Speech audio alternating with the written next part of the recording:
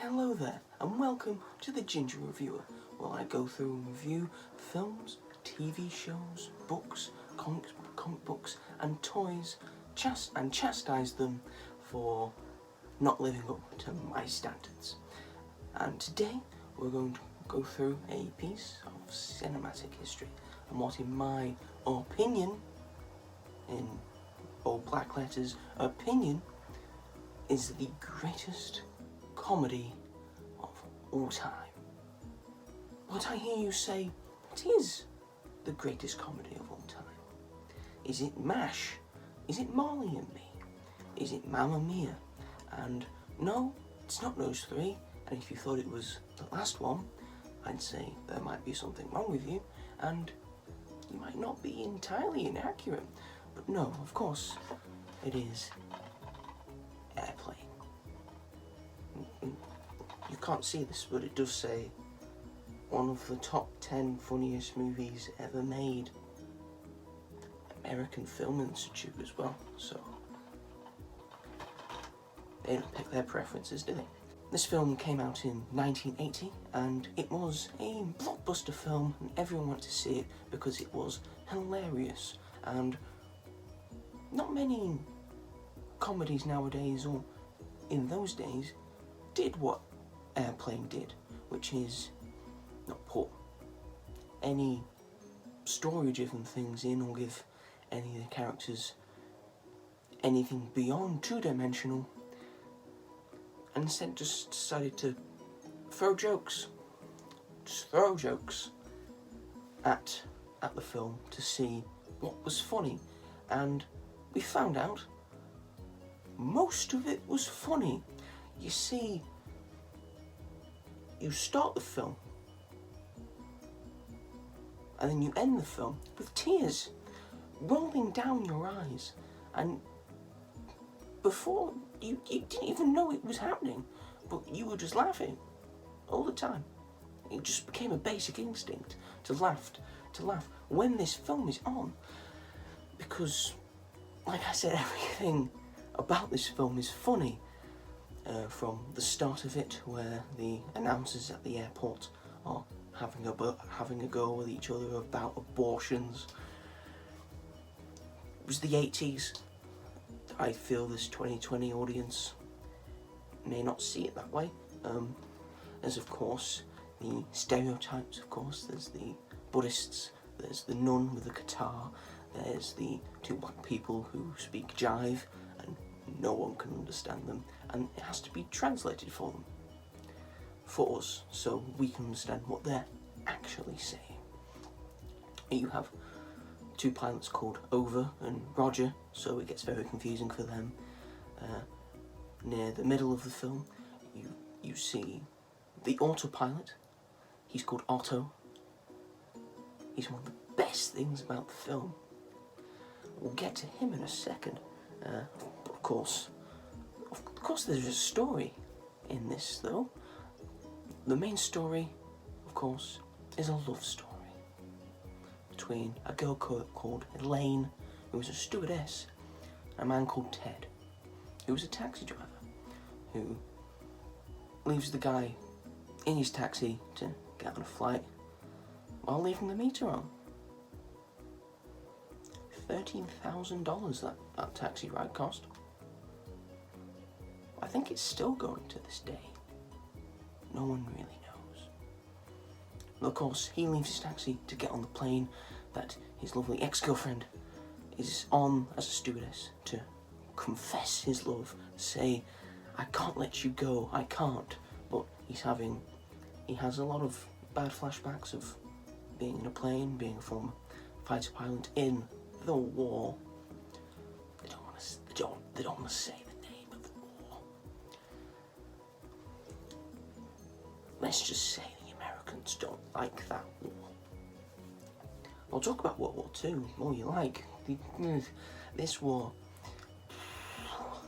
they stay away from it. So basically, he's living with a form of PTSD. He does have a drinking problem, but by drinking problem, I mean every time he tries to have a drink, he just misses his mouth and it just goes all over him. That kind of drinking problem. Of course, there's some shenanigans, a lot of funny stuff in this film. For example, there's a kid on the plane who needs to get to the hospital in Chicago, which is where they're going, and immediately, in under 6 hours, because she's due a heart transplant. She needs to get there quickly. She's on a thing as well, it's got stuff in it, and one of the stewardesses decides to take a guitar, it's the nun's guitar, to sing a song, and without noticing, rips the thing off, and she begins to convulse, and doesn't know what's going on. She's trying to put it back in. It's very funny. Maybe not to Generation X, or Z, or Y, but it is very funny. Of course, and another main part of the story is that one of the meals that they are serving is giving everyone food poisoning who has it. It's fish, of course. Of course it's fish. Fish get a bad rap. Won't be steak, would it? Why would it be steak? Of course. However, unfortunately, all 3 pilots had fish for dinner, and now all 3 of them are passed out. So, what are they to do? Well, luckily, there's a doctor on the plane. You know this because he's got a stethoscope. He's played by the magnificent Leslie Nielsen, who reinvigorates his career. Before this, he was playing very serious roles, the kind of thing that someone like Leslie Nielsen would do, maybe a Midsummer Murders kind of crime mystery thing. And then he does this, and then he can't get out of his comedic chops now. He did The Naked Gun after this. If you've seen The Naked Gun, almost as funny as this. If that's possible. It isn't, but it gets close. So, yes, he has to look after other people, but Ted is being forced to try and fly the plane, but it's also on autopilot. Otto, the autopilot, of course. He starts deflating at one point, and Elaine, the stewardess, has to re-inflate him, and let's just say the nozzle's in an interesting position. I don't want to spoil all of it for you people, but yeah, there's a reason they were smoking afterwards. And of course, Ted can't do this on his own, and someone is down at Chicago Mission Control. I don't know what you call it. I don't run an airport. His old fighter pilot buddy, I'd say buddy, Kramer, is trying to help him down. There's a bit of a thing going on there. They don't really elaborate on it. It's not that kind of film for elaboration, really. It's just funny. It's just funny. Every once in a while, the plane dips and goes up with that. Just does this a lot.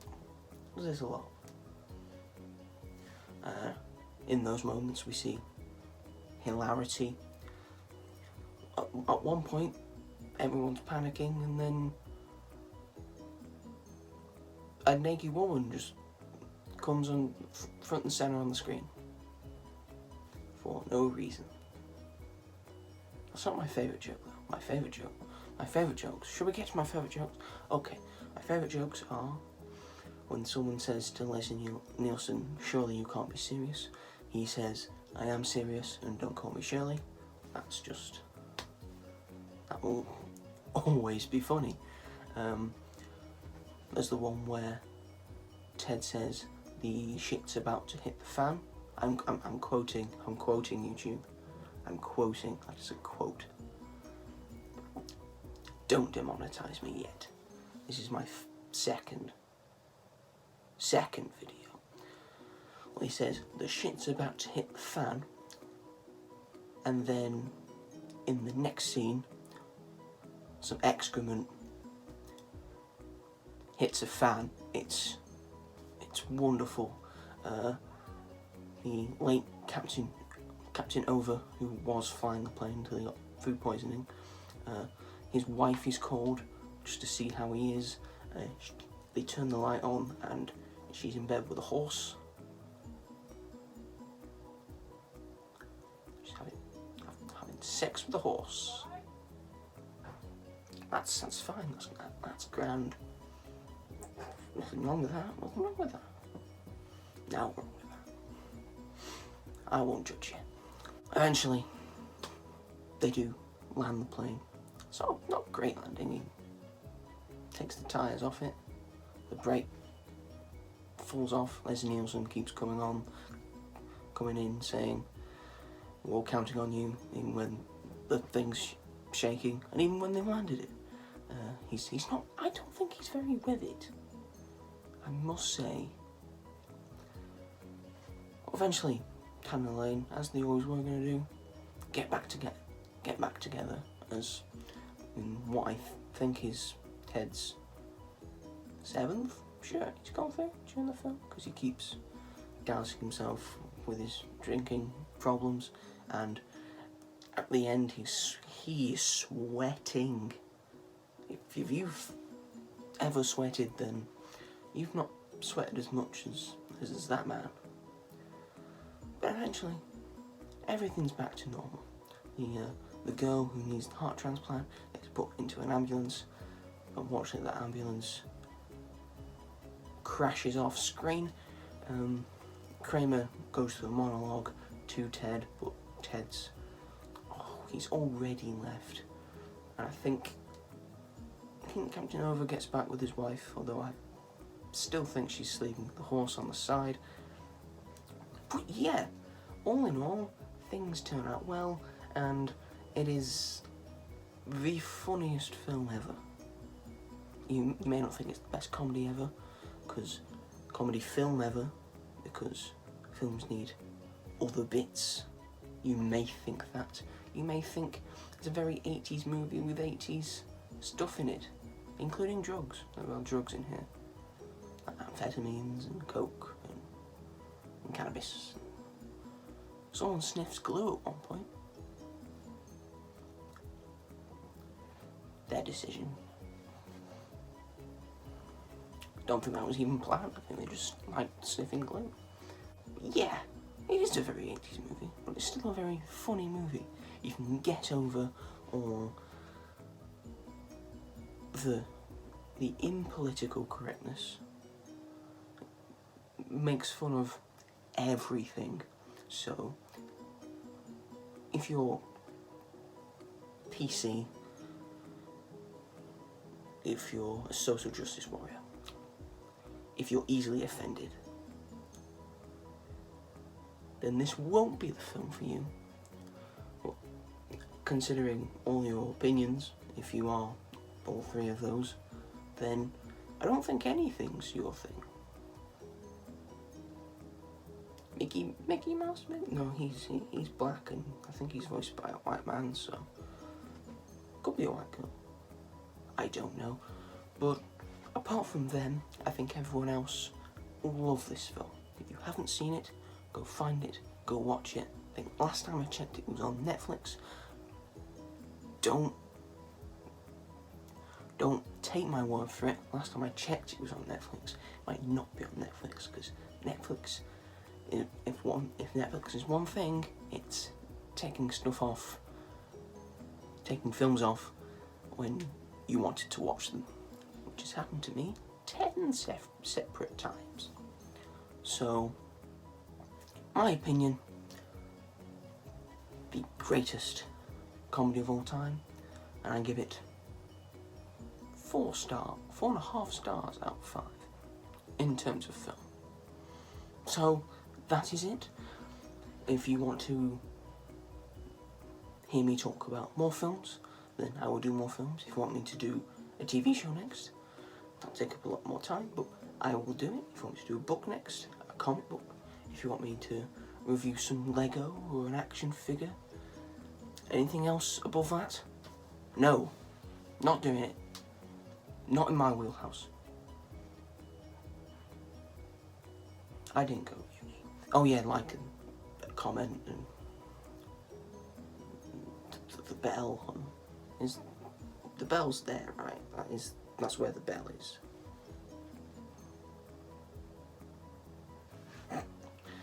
Anyway, I've been the Ginger Reviewer. Thank you for watching, and I'll see you when I can be bothered.